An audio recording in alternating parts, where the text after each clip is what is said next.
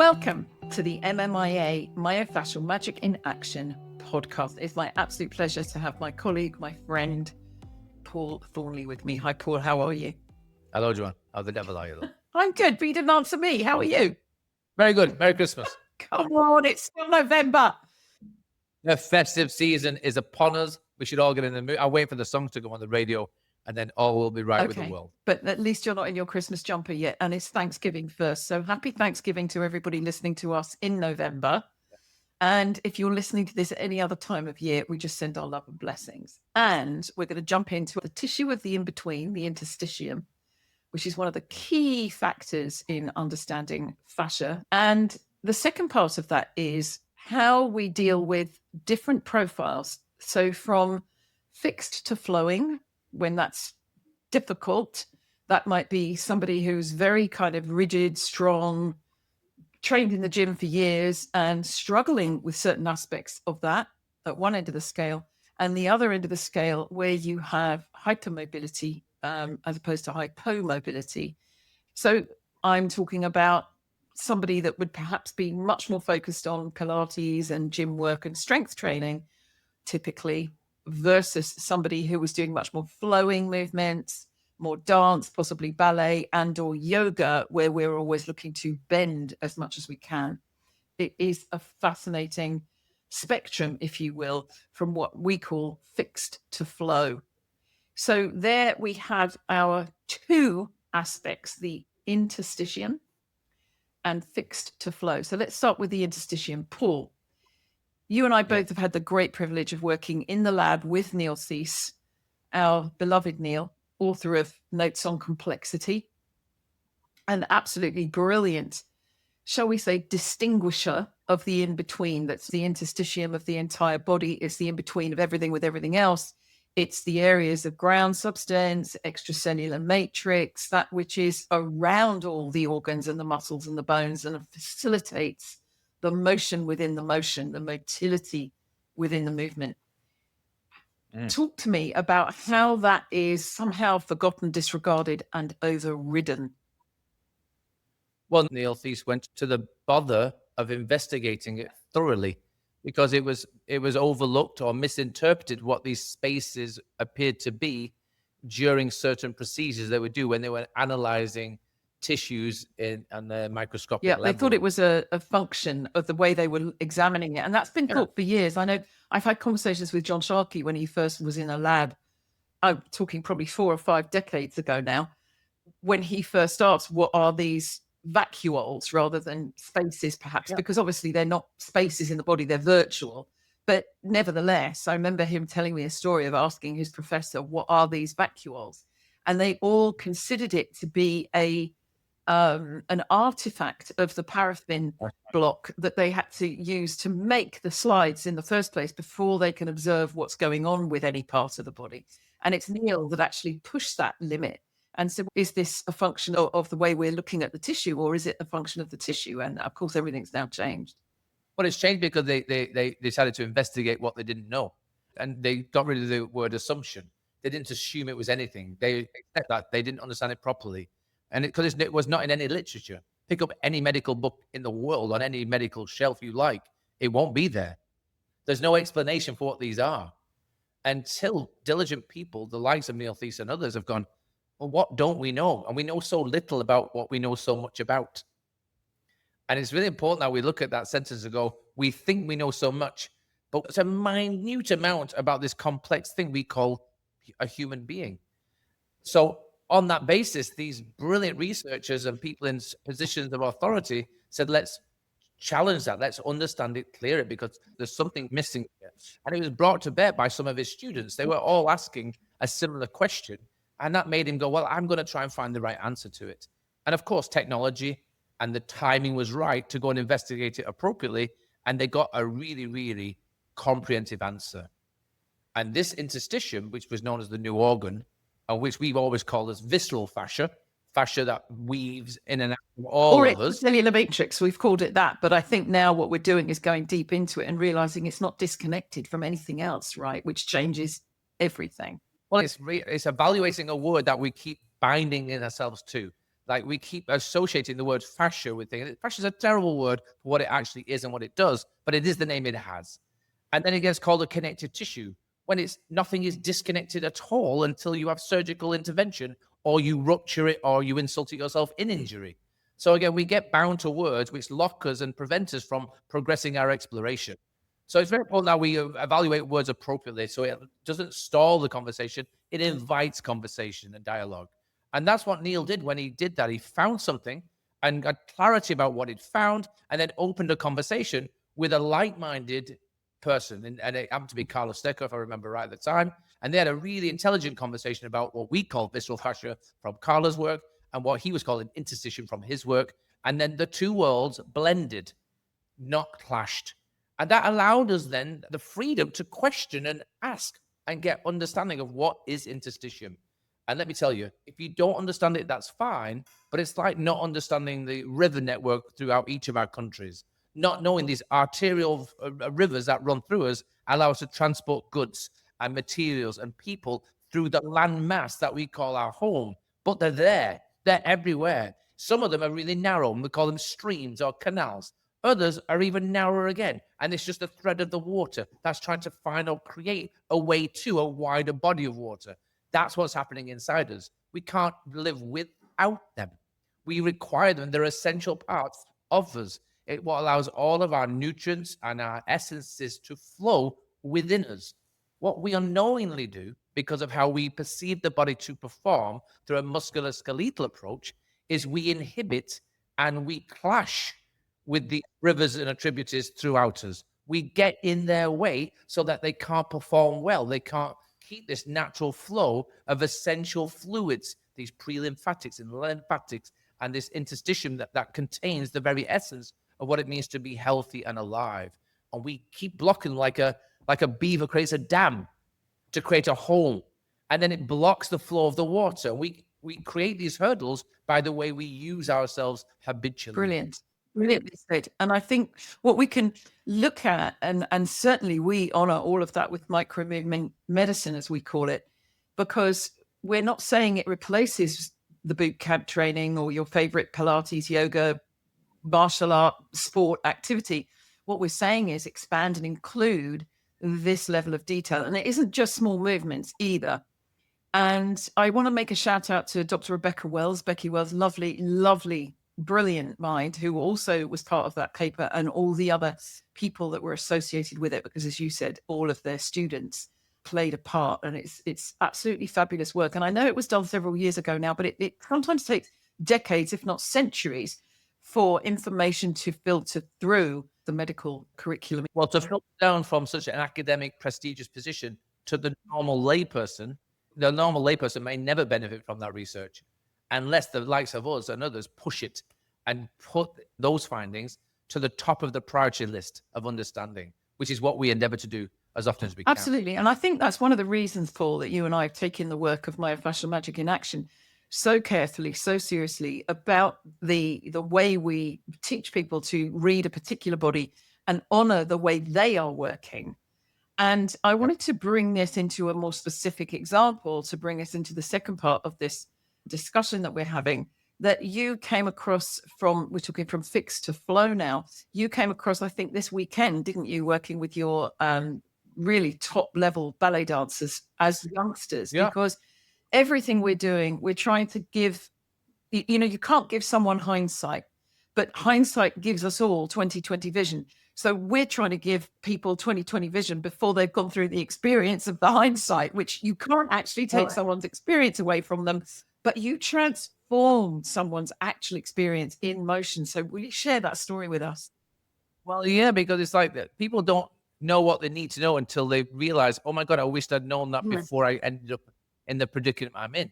And so that's what it is. We've attained this wealth of hindsight because we've seen these stories play out so frequently that we can give people the foresight necessary to not end up in these similar situations. But people don't want to know that malarkey, do they? There's too much bother. But when they do, I think they do when you get a situation like you're going to tell us about. You get a young girl lying on a mat to do a task, and she discovers she can do it with ease instead of with pain. Well, this is the point. You have to have the opportunity and take it. and honor the information you know based on the interpretation of the movement you're watching, and then share it with them in a beneficial way, not a derogatory way where you're criticizing, because it's just demoralizing to be told that your movement sucks when they love movement, right? So I'm very lucky in the position I'm in, and I get to really experiment with these dancers with the knowledge I've understood and the hindsight I've attained. And I try to put them in a position of authority and power for their own body, that they're choosing to make certain choices. But again, with that age group between 13 and 18, they're in that time where they've got many things on their mind. And they often don't pay attention to the little stuff because they like doing the big, more complex dance-orientated movements first.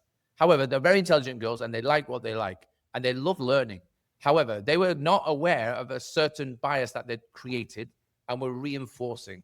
And I have this saying that I say to most people: you become the shape you inhabit the most. And you better want that shape, because if you keep inviting it to the way you move, it will create a bias and limitation because the shape will harden to itself. Now, this young lady, they don't know when they're understanding how they're forming a certain extreme curvature in their spine, which limits certain movements that may or may not be requested in their choreography. So I got on the floor and we mimicked it on the floor because the floor is flat. You cannot change the shape of the floor.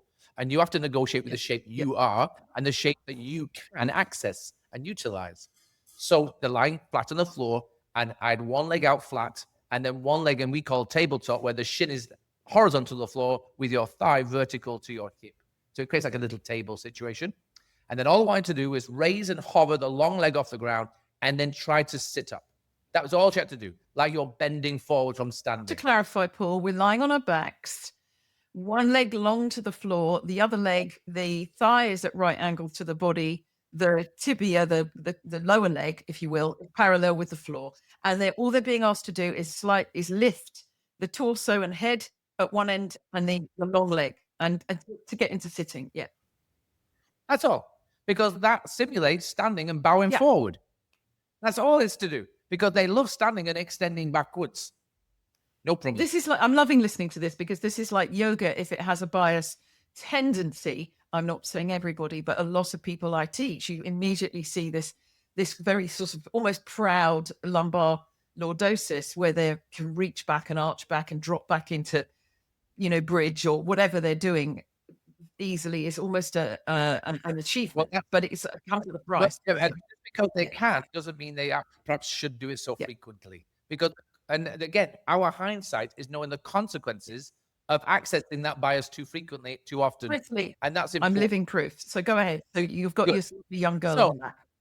I was watching them all because they're all doing a very similar issue and they're all finding a way to complete the maneuver that's been asked of them, but in a different variation of issues and ways are revealing themselves. But there's this one young lady, and as she tried to sit up, craniovertebral flexion, head, neck, and thoracic ribs came off the ground, her lumbar spine was in hyperextension. You could see right beneath and through her, and it never changed shape a millimeter. There was no change of that shape. It was fixed.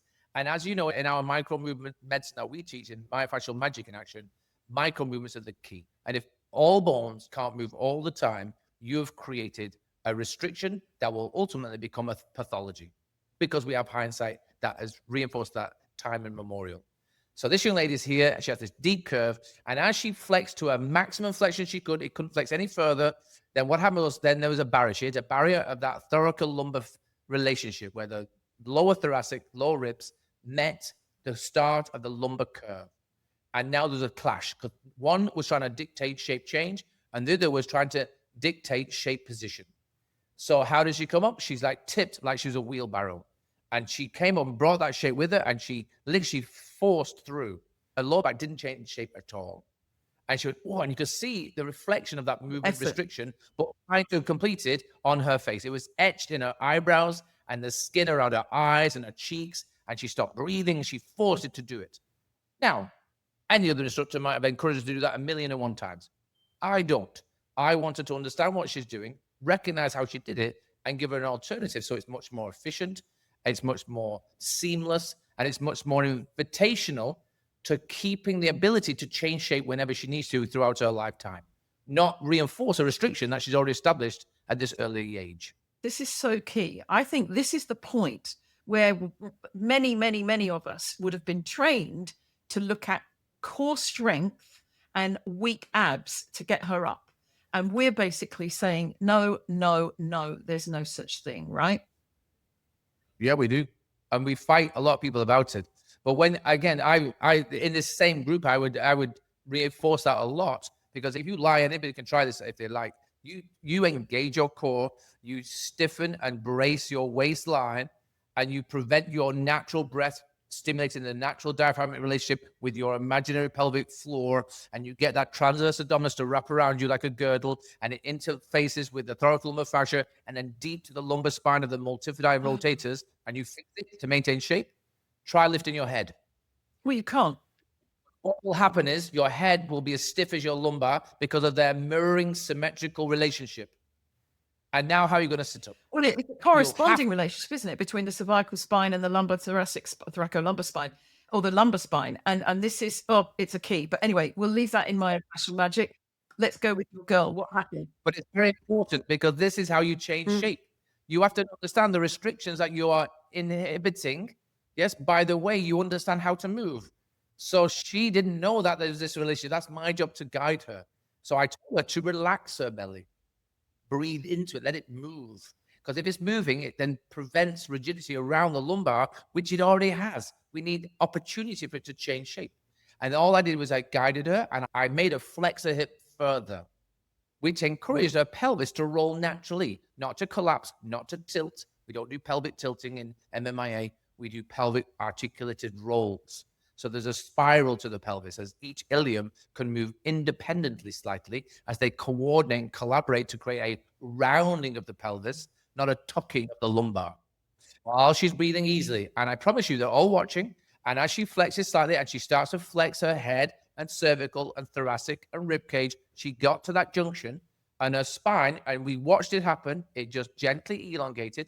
She didn't try and force it down. It wasn't an extreme change. It was the subtlest of changes, the subtlest of elongations of that dynamic ligament tension required to create the space between the vertebral bones of the lumbar, so that movement is potential during the movement you're doing.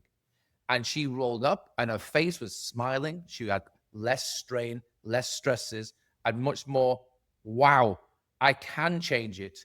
And I says, yeah, you're not limited by your bias yet. You keep doing this for a few more years, and those bones will refuse to change. You will lose the ability to influence in this way. But right now you can, and you just have to choose to. So I'd rather you did less, more thoughtfully, than a lot more intently. Got it. And so this is what I love. And I really appreciate you sharing this, because she actually was empowered to find within herself the resource that her body's natural detailed motion is able to do through her tissues, of her viscera, of her breathing, of her rolling, of her ability to respond to the ground and bring herself up and go back. And presumably, I imagine the rest of the class changed and they all started working with the breath. Repetition, that's what you mean. Because they can see one of their own with the same struggles that they're experiencing themselves have a positive change, and it looks subtle. It wasn't hard to do. It was hard to do for themselves, because they have now got to work it out individually, and how they process that choreographic sequence changing, because they're all in such a rush to create the big, but the power and the most significant change is in the small. And the more you can focus on the tiny, refined micro movements, the bigger dramatic change you'll create globally. And then you change that word continuity. It means you retain it and sustain your ability to always have continuity throughout all of you, rather than localized inhibition and restriction that ultimately becomes rigidity. And now you have to work around those obstacles that you've created just by your lack of understanding that you created this outcome. And once you show them how to do it, that they're in charge of their own shape, they're totally able to utilize their bias to flexibility, bias to strength, bias to one side of the world that they live in. And they can choose to do that forever. That's absolutely awesome. And I'll support the consequences of that bias if they want to go that direction. But not understanding the consequences of that bias is what leads them to rehab, pharmacy, and surgery. And in the room happened to be one of their mentors. And I said, how many surgeries have you had? And she said, 3. And because she's had 3, her career is over. And I said, guys, you all aspire to be professional dancers. And if you want to do that, you have to sacrifice your body like gladiators. You want to achieve the pinnacle of your sporting choice, you are going to sacrifice the longevity of your body. However, then you employ a really good therapist, a really good pharmacist, and get to know a really good surgeon so we can manage your progression to the elite status, but we try to maintain your height on that status until your body wears itself out, and then you're replaced by a less injured, more elite, younger version of yourself. However, if your intention is to just dance and have fun, then we don't need to go to these extremes, and we don't need to suffer, yes, the consequences of taking your body to the extremes where it will wear itself out in a short time frame. But that's just the way it is. That's the truth. Well, I thank you for this conversation as ever. And what we're going to say there is that micro movement medicine works for everybody and it gives us longevity of choice. And that's why we're so devoted to it. It's not there to make anyone wrong. It's there to enhance what you're already doing and possibly empower you to make tweaks. And for all of us, and I say this for myself as much as I say it to our listeners, sometimes we have to unlearn what we think we know to discover what kind of our bodies already know. And that takes a very special kind of listening, a very special kind of observation, and one that honors the fascial matrix as one of the largest, if not the primary sensory organs of the human body. So on that note, please, please, please click the subscribe button so you don't miss the next episode when I get to talk to Paul or for any other exciting interviews that are lined up. And please, please leave your comments below. We really, really love them. And we're delighted to answer all your messages and comments. Lots of love. Bye-bye.